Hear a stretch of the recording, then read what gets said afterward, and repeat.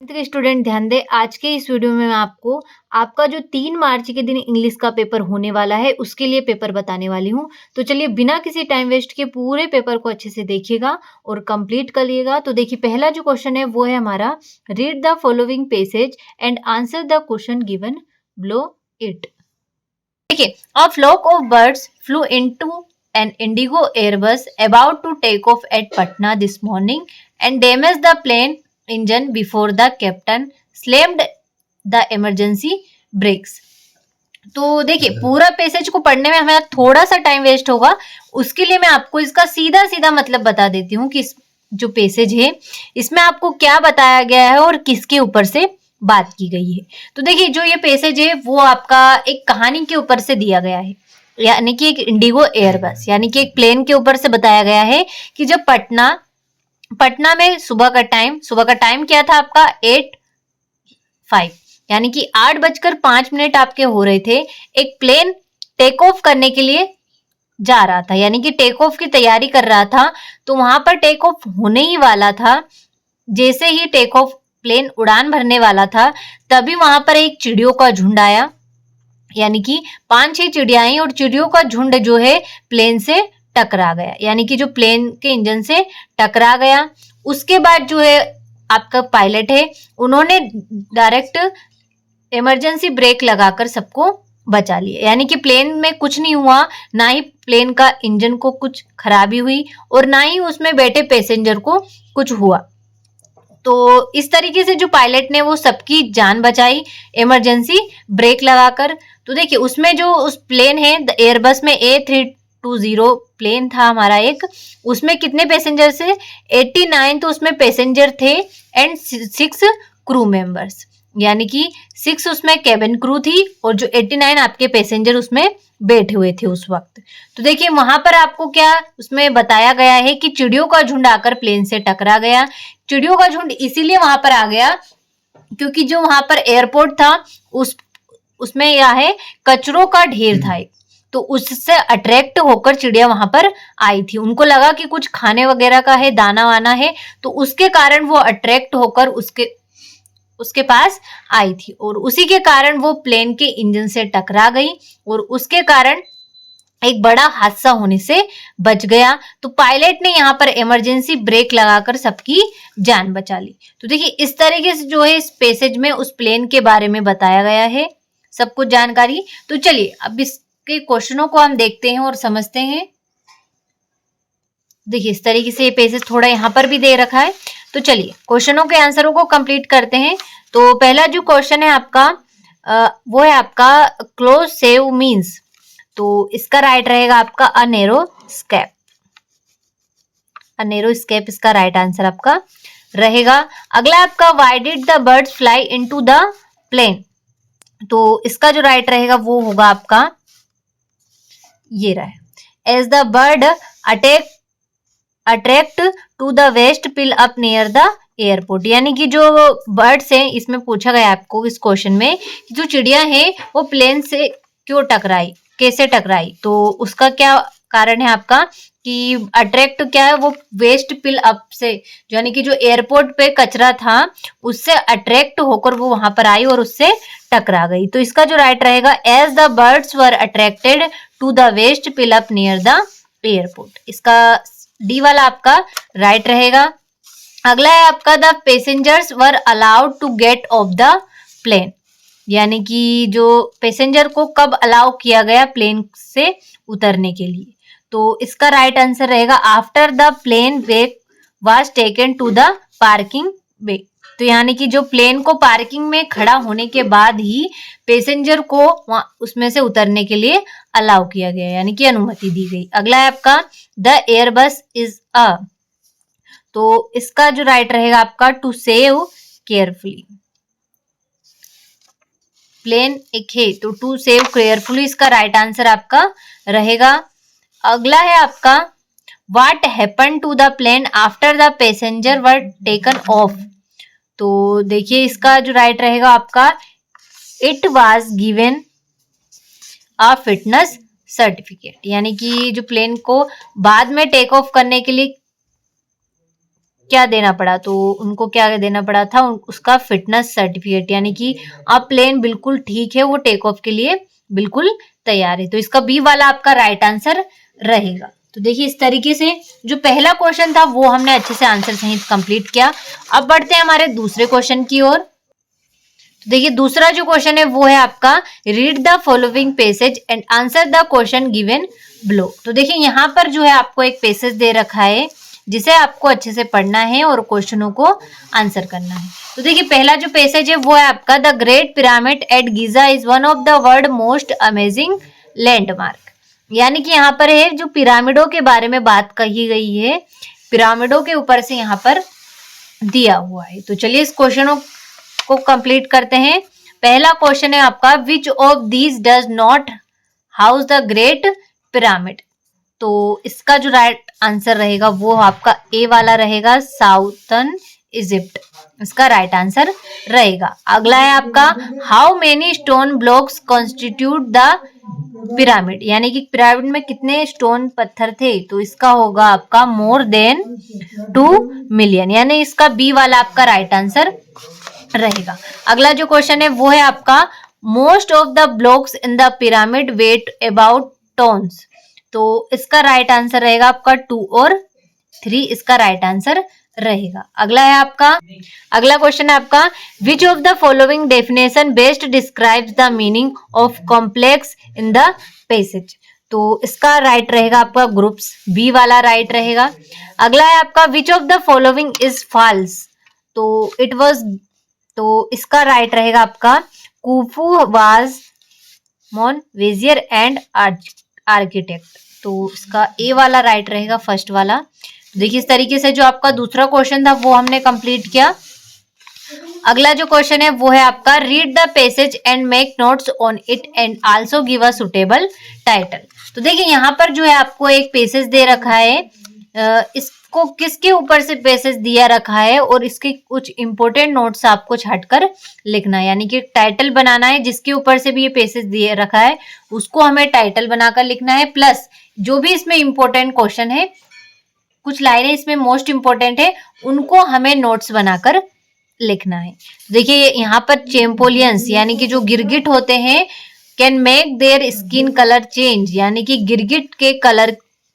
गिरगिट के ऊपर से एक तरीके से ये पैसेज आपको दिए रखा है कि गिरगिट अपना कलर किस तरीके से चेंज करते हैं, but not because they decide to the colour change to help the champion avoid it enemy, यानी कि वो अपने दुश्मनों को से बचने के लिए भी उनका कलर चेंज करते हैं। उसी के ऊपर में इस पैसेज में कहा गया है। तो चलिए इसके टाइटल और नोट्स जो है मैं आपको वीडियो के लास्ट में पीडीएफ के माध्यम से बता दूंगी। अगला जो क्वेश्चन की ओर बढ़ते हैं जो कि है आपका you are a Mayank Sharma studying in government high school Datia, write an application to your principal for school living certificate. अब यहाँ से आपकी एप्लीकेशन है, यहाँ पे application for SLC to the principal government high secondary school.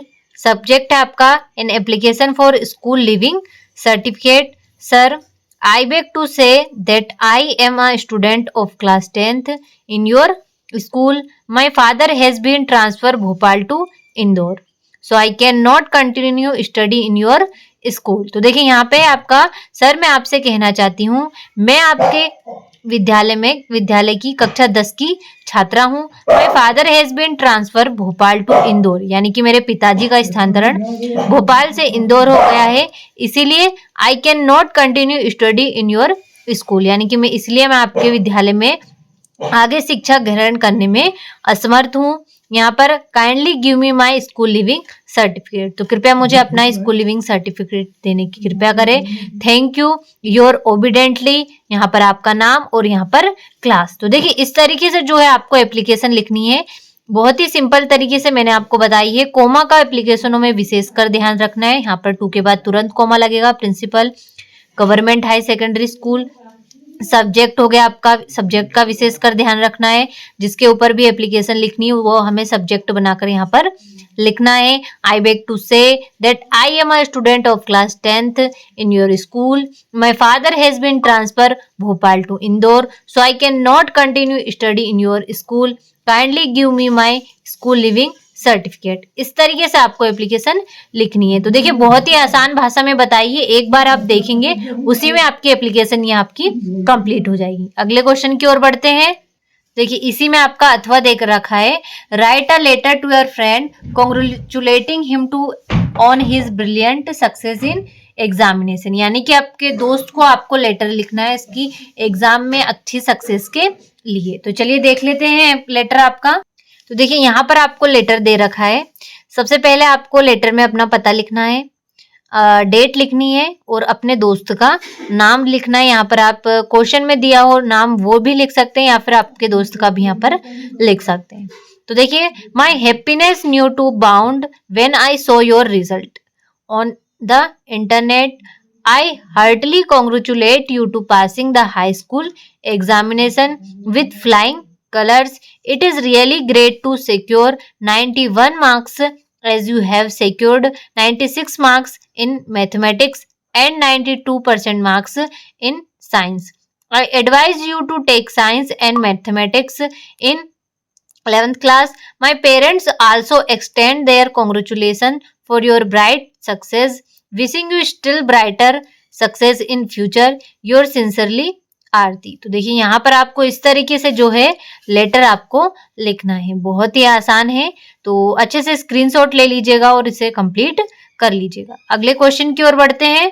तो देखिए पांचवा जो क्वेश्चन है वो है आपका, right an essay on any one of the following topic in about 150 words. तो देखिए यहाँ पर आपको कुछ 4 टॉपिक दे रखे हैं, किसी एक टॉपिक पर आपको यहाँ पर ऐसे लिखना है। तो देखिए पहला टॉपिक है आपका एन इंडियन फेस्टिवल, दूसरा है वंडर ऑफ साइंस, तीसरा है आपका माय फेवरेट लीडर और चौथा है आपका माय हॉबी। तो देखिए मैं आपको वंडर ऑफ साइंस और माय हॉबी के ऊपर से बताने वाली हूँ। तो चलिए देखते हैं और अच्छे से कंप्लीट करते हैं। देखिए यहाँ से आपका ये माय हॉबी के ऊपर से है, अच्छे से आप स्क्रीनशॉट ले लीजिएगा इसका। देखिए यहाँ से आप अच्छे से स्क्रीनशॉट ले लीजिए। पहला point introduction, my hobby, my garden, calculate. देखिए इस तरीके से। अगला है आपका वंडर ऑफ साइंस के ऊपर। तो देखिए इस तरीके से ये दे रखा है आपको, अच्छे से स्क्रीनशॉट ले लीजिए। पहला पॉइंट इंट्रोडक्शन होगा आपका, science invention, mean of transport and communication, medicine and surgery. अगला आपका कंप्यूटर, डिसएडवांटेज एंड कंक्लूजन। तो देखिए इस तरीके से दे रखा है, अच्छे से इसका स्क्रीनशॉट ले लीजिएगा। अगले प्रश्न की ओर बढ़ते हैं। तो देखिए अगले क्वेश्चन में आपको right a paragraph on any one of the following in about 150 words. तो देखिए यहाँ पर आपको किसी एक टॉपिक पर पैराग्राफ लिखना है। तो चलिए हम देख लेते हैं importance of games and sports के ऊपर। तो चलिए देखते हैं। ये देखिए importance of games and sports. Games and sports are important in men's life. They keep us physically fit. It is universally known that a sound mind remains in a sound body. Games and sports are best source of recreation because they make person healthy. They can also make new friends because games and sports inculcate team spirit and developed a disciplined life which is useful, good for all the person. तो देखिए यहाँ पर आपको games and sports के बारे में बताया गया है, उनकी इंपॉर्टेंस हमारी लाइफ में क्या है, इसके ऊपर से इसमें पूरा आपको बताया गया है। तो अच्छे से स्क्रीनशॉट ले लीजिए, बहुत ही इंपॉर्टेंट है। देखिए यहाँ पर 24 में आपसे पूछा भी गया था यही पैराग्राफ आपका, अच्छे से स्क्रीनशॉट ले लें। अगले क्वेश्चन की ओर बढ़ते हैं। देखिए छठा क्वेश्चन आपका, look at the visual input given below the produce a small description about it, right in 75 words. तो देखिए यहाँ पर आपको इस पिक्चर को ऊपर से 75 वर्ड्स में कुछ लिखना है। तो चलिए देखते हैं। तो देखिए ये देखिए, अच्छे से स्क्रीनशॉट ले लीजिए। यहाँ पे थोड़ा सा धुंधला हो गया आपका। The Taj Mahal is the most attractive historical place in India. यानी कि जो ताजमहल है बहुत हिस्ट्रिकल है इंडिया में, मोस्ट अट्रैक्टिव यानी कि सबसे सुंदर, अट्रैक्टिव। तो इसका अच्छे से स्क्रीनशॉट ले लीजिए, बहुत ही इंपॉर्टेंट है आपका। अगला प्रश्न है हमारा 7वां। तो देखिए थोड़ा सा धुंधला हो गया है। Fill in the blank choosing the correct alternative given in the bracket. तो देखिए पहला जो है वो है आपका, he know the boy dot dot is wearing a blue shirt. इसमें आएगा आपका हु। तो ही नोज द बॉय, यानी कि वह उस लड़के को जानता है जो जिसने ब्लू शर्ट पहनी है। तो he knows the boy who is wearing a blue shirt. अगला है आपका when I was young I dot dot climbs trees, तो इसका कोड आपका राइट रहेगा। अगला है आपका how dot dot sugar do you take in a tea, तो मच आ जाएगा, तुम अपनी चाय में कितनी शुगर लेते हो। How much sugar do you take in a tea. अगला है आपका dot dot Ganga is a sacred river, तो इसका हो जाएगा आपका द गंगा सेक्रेड रिवर। अगला है आपका his uncle dead dot dot cancer, तो ऑफ इसका राइट आपका रहेगा। अगला है आपका he wanted to dot dot an engineer, तो become, he wanted to become an engineer, यानी कि वह इंजीनियर बनना चाहता है। तो देखिए इस तरीके से 7वां क्वेश्चन हमारा कंप्लीट हुआ। आगे बढ़ते हैं, अगला क्वेश्चन है आपका। देखिए 7वें क्वेश्चन में जो है आपको डू एज डायरेक्टेड दिए हुए हैं, तो इनको मैं आपको अच्छे से बता देती हूँ।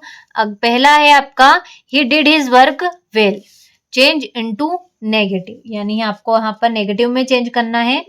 तो इसके आंसर का स्क्रीनशॉट दे देती हूँ ताकि आपका टाइम वेस्ट ना हो और आप अच्छे से इनको कंप्लीट कर सके। तो देखिए यहाँ से जो है इसका क्वेश्चनों के आंसर आपके रहने वाले। तो देखिए पहला है he did not do his work well, if you do not work hard you will fail। तो देखिए इस तरीके से सारे क्वेश्चनों का दे रखा है, सारे सेंटेंसों का अच्छे से स्क्रीनशॉट ले ले और कंप्लीट कर ले।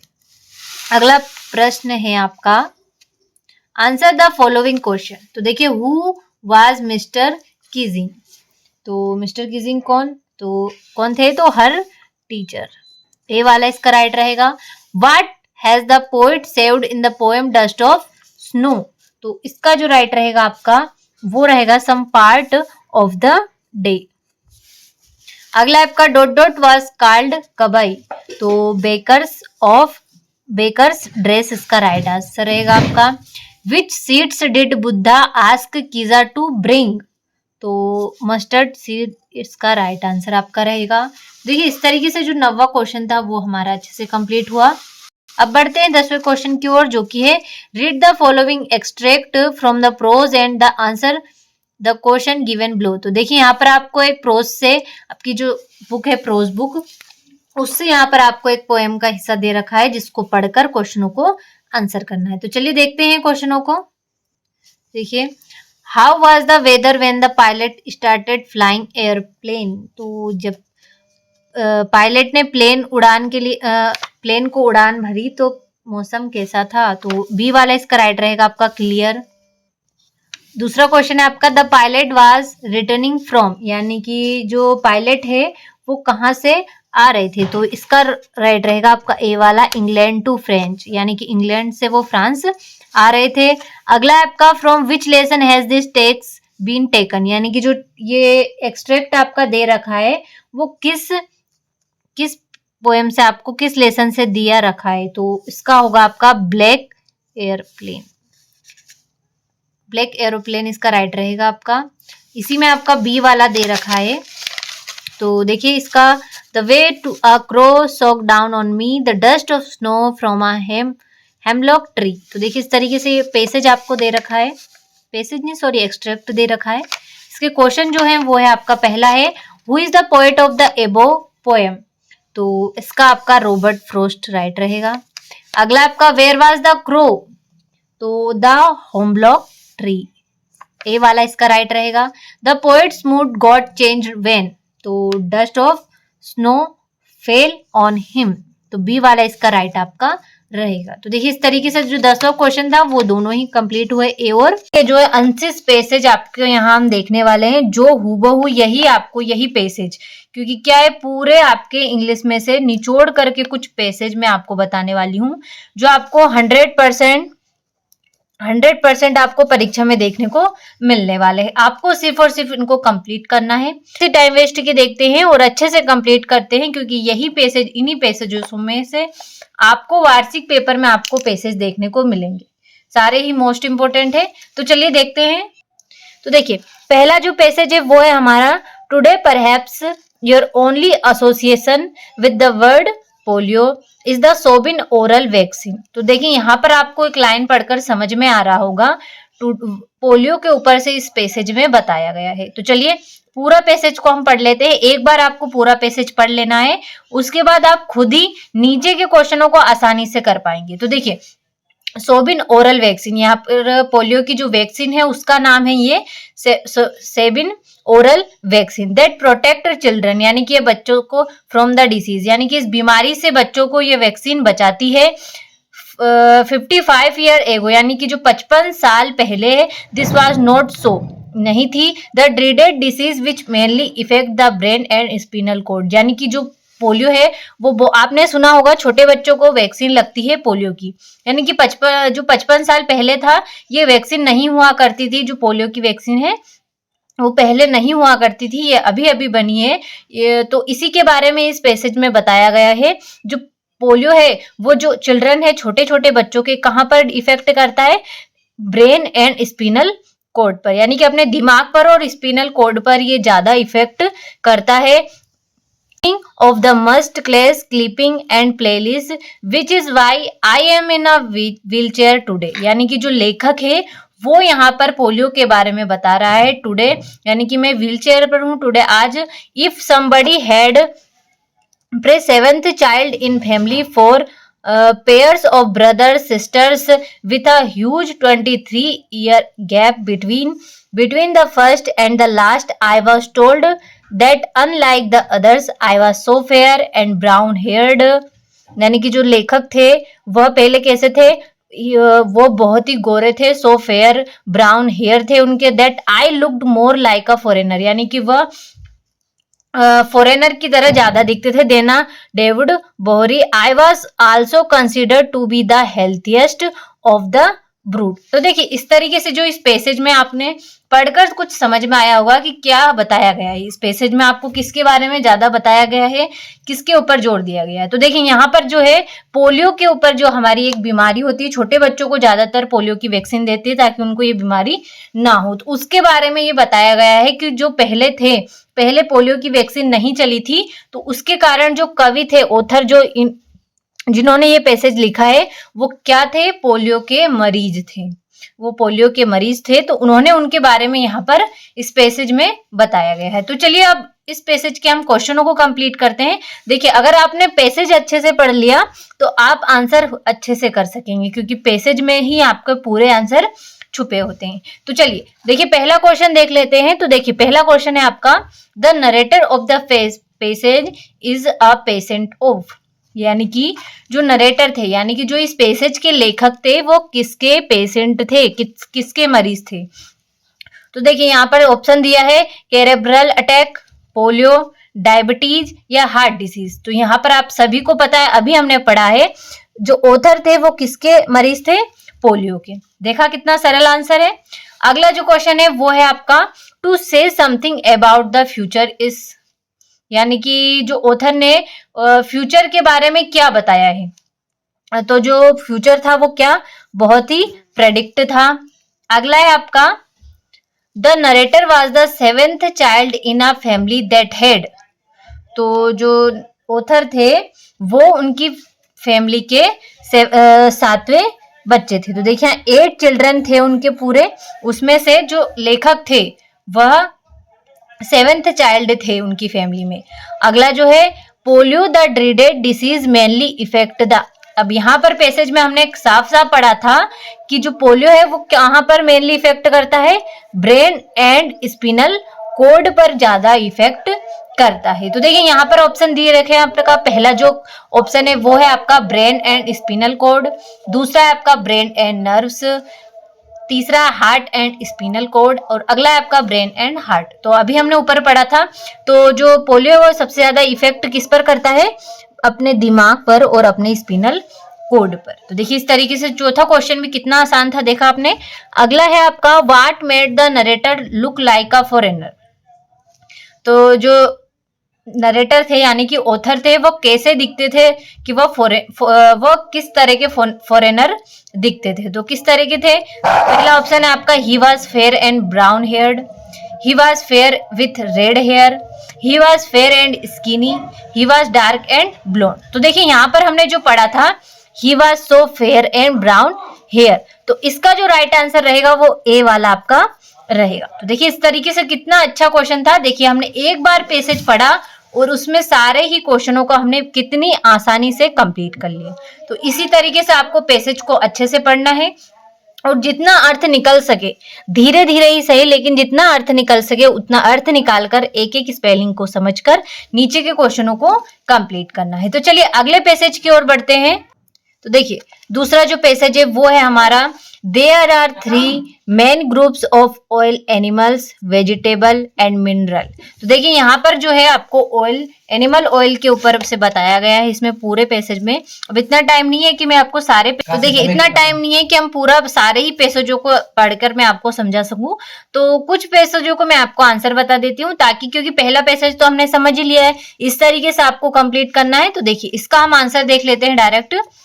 तो देखिए जो पहला क्वेश्चन है वो है आपका the main source of animal oil is, यानी कि जो एनिमल ऑयल का मेन सोर्स क्या है, यानी कि कहाँ से वो ज्यादातर आता है। तो देखिए इसका जो राइट आंसर रहेगा वेल, इसका राइट आंसर रहेगा।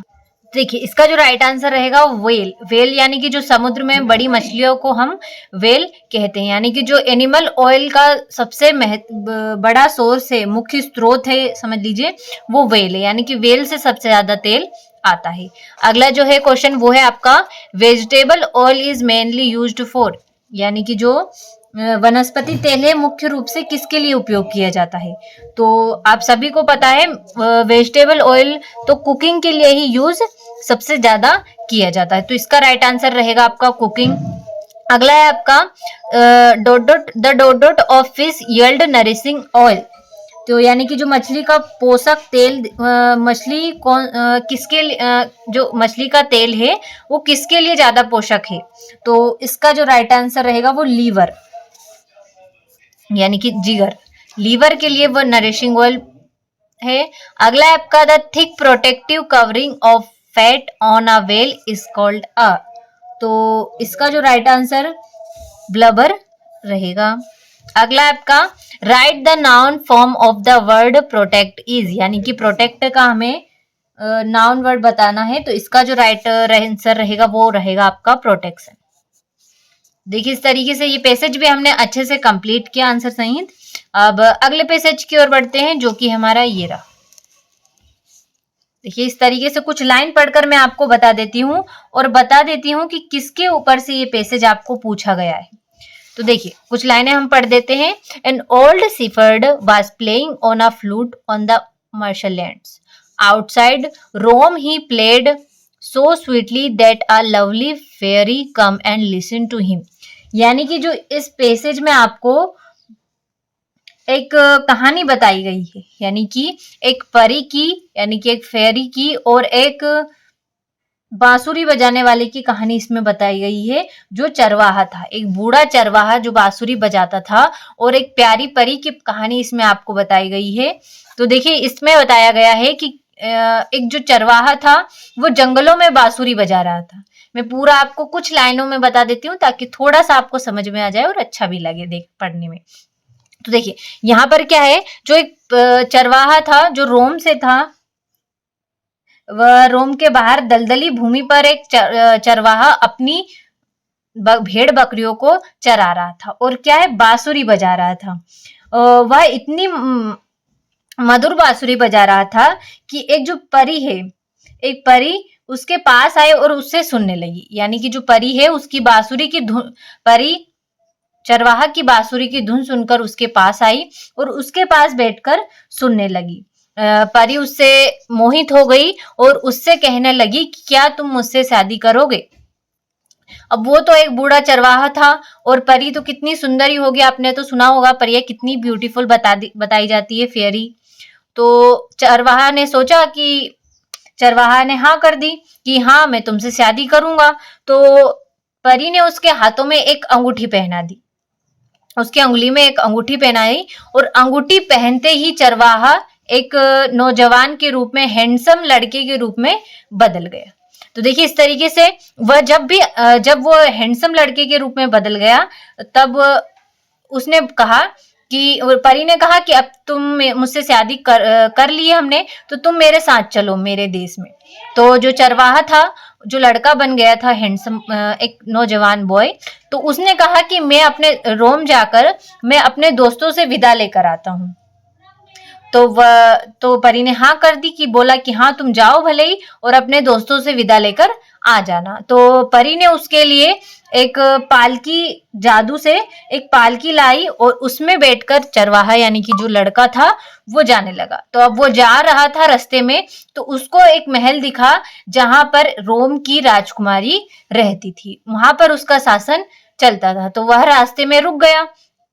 तो अब वहां पर क्या हुआ, वह रास्ते में रुक गया, तो उसने देखा कि रोम की जो रानी है वह राजकुमारी है, एक बहुत ही सुंदर है। तो उसने सोचा कि मैं अगर इस राजकुमारी से शादी कर लूं तो मैं तो रोम पर राज करूंगा। तो उसने क्या है, उस राजकुमारी को अपने घुटनों पर बैठकर उसको प्रपोज कर दिया कि क्या तुम मुझसे शादी करोगी।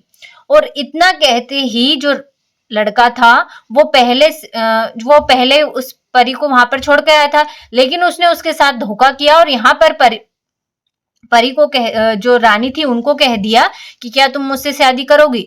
तो उसके कारण जो फेरी थी उसका जादू टूट गया, और जो लड़का था यानी कि जो लड़का था वो पहले जैसे बूढ़ा चरवाहा के रूप में बदल गया। तो देखिए यही इस कहानी में बताया गया है। तो चलिए मैंने आपको शॉर्ट फॉर्म में पूरी कहानी बता दी। अब चलिए इनके क्वेश्चनों को देखते हैं और आंसर करते हैं। अब आप, मुझे आशा है कि आप क्वेश्चनों को देखते ही उसके आंसरों को समझ जाएंगे, क्योंकि मैंने आपको पूरी पैसेज की कहानी यहाँ पर बता दी है। तो चलिए देखते हैं।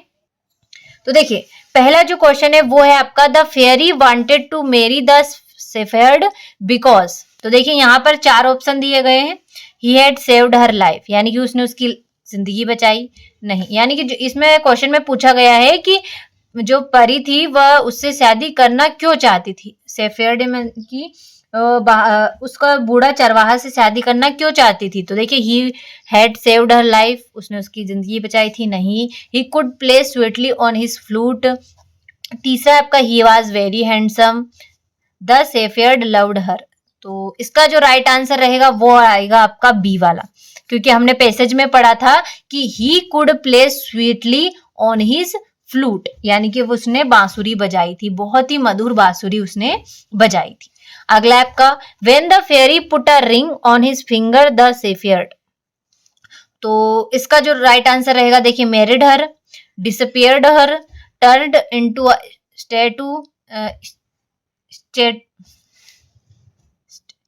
स्टेचू, सी वाला। अगला आपका, change into a handsome boy, यानी कि जो परी ने उसकी उंगली में जो रिंग पहनाते ही जो बूढ़ा चारवाहा था वो किसमें चेंज हो गया। तो change into a handsome youth, यानी कि एक जवान लड़के के रूप में वह चेंज हो गया। अगला आपका, द शेफर्ड वेंट टू रोम इन अ। तो इसका राइट यानी कि जो शेफर्ड था यानी कि जो चरवाहा था वो रोम किससे गया था। तो बोट, कार्ट, पेंगुइन, कोच। तो इसका जो राइट रहेगा आपका कोच, यानी कि रथ से गया था। And when the shepherd reach Rome he, तो इसका जो है, meet his friend there, sought his parents permission to marry the fairy, plan to marry the queen of Italy. तो उसने क्या प्लान किया था, इटली की रानी से शादी करने का प्लान उसने किया था। तो इसका राइट आंसर रहेगा planned to marry the queen of Italy.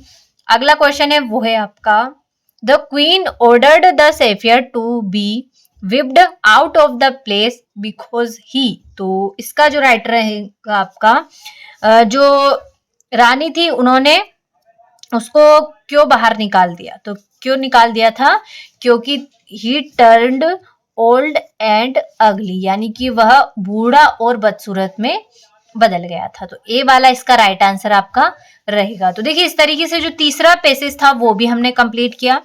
चौथा जो पैसेज है वो है हमारा, the Wright brothers did not have to look far for ideas when building their airplane they studied birds। तो देखिए यहाँ पर भी आपको एक पैसेज दे रखा है जिसे आपको अच्छे तरीके से पढ़ना है और क्वेश्चनों को आंसर करना है। तो चलिए इस पैसेज के क्वेश्चनों को हम देख लेते हैं कि इस पैसेज में किस तरीके के क्वेश्चनों को आपसे पूछा गया है। तो चलिए देखते हैं।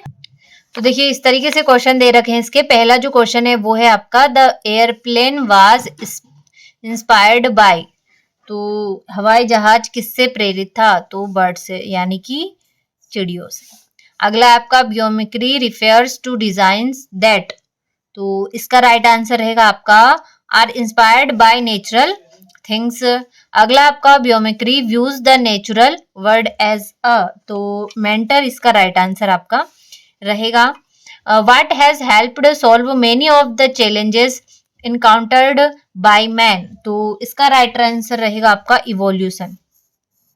इवोल्यूशन इसका राइट आंसर रहेगा आपका।